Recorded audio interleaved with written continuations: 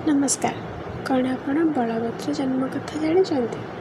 श्रीकृष्ण को तो समस्त जानते, हेले बलभद्र तांकर बड़ भाई तांको विषय भी किसी कथा हवा दरकार कि नहीं। चलतु आज श्रीकृष्ण को टिके छाड़ दे बलभद्र पाख जा। द्वापर जुगर मथुरा रे राजा कंस अत्याचार बढ़ी चलता। भगवान श्रीकृष्ण जन्म पूर्व तांको बड़ भाई भावे श्री बलभद्र अवतार होता। एबे तो आपण जानी ना मु कहा कथा कहूँ, कौ बलभद्र कथा कहूँ।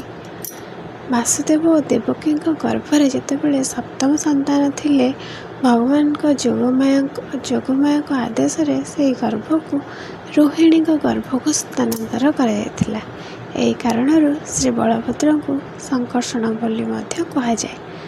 परे परे रोहिणी माता गर्भरु श्री बलभद्र जन्म ग्रहण करथिले। से थिले श्रीकृष्ण को बड़ भाई।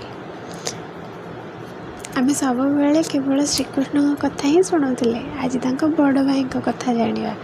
तांको बड़ भाई केमिति आसले, कौन कले, कौट जन्म हेले, से सब जानीदेले। एबे देखियो तांके से कौन केते शक्तिशाली।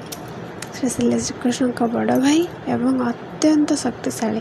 तांको हाथ में स्वभाव होता हल और मुसल, तेणु से हलधर नाम प्रसिद्ध थिले। वृंदावन में श्रीकृष्ण सहित बलराम अनेक दिव्यलीला करथिले। कहले भी एबे सरीब भी नहीं। देखिबा आगक आगक मु केबे केबे गोटे गोटे कहीनेबी। भाई भावे से सब बेले श्रीकृष्ण को रक्षा कर चलते जिते बेले भी श्रीकृष्ण ऊपर विपद आसला से सब बेले रक्षा करथिले एवं तांको सहित अनेक असुरों को विनाश मध्य करथिले।